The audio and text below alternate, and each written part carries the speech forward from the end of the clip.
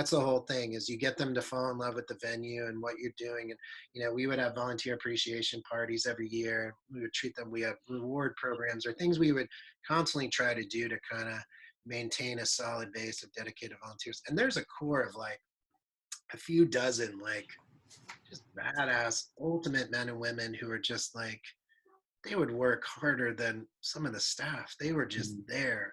They were there, like, and they cared about it. But yeah, you really gotta take care of them, and you gotta make them feel like what you're working towards is something they believe in. I've talked to people who volunteer at other places, and they just volunteer there, and they're like, we don't like the people that work there. We don't know what they're doing. It's a joy coming to St. Augustine because we feel like we get to understand what you're trying to do with this place. Yeah. And again, it's a community. I mean, if you're just a random large venue in the middle of a city or in the middle of a market and you have no real community outreach other than saying, hey, we'd love for people to volunteer here.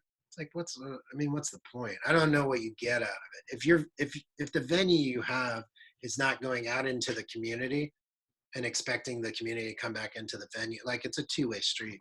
That's a big piece. I mean, for me, that's why working with local businesses, working with nonprofits, making those connections, I would want to be in the community as much as possible, because if I'm going to expect for the community to give a shit and defend the amphitheater and get behind the amphitheater and my vision, I better be out there working for them and what they believe in as well.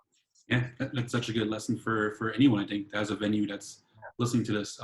It's important to have a community aspect along with your venue, regardless if it's a 300-person club or a 4,000 seat amphitheater. I think that's a really important piece that a lot of venues miss, because in a way you're setting like a foundation of the culture for that city by the types of artists that you're bringing in. So you're cultivating culture, and you want the local business to support you, and in return you want to support the local businesses. You want to encourage your fans and your audience to go to their restaurants and to their bars and engage with local community events. I think that is such an important role or part of running a venue.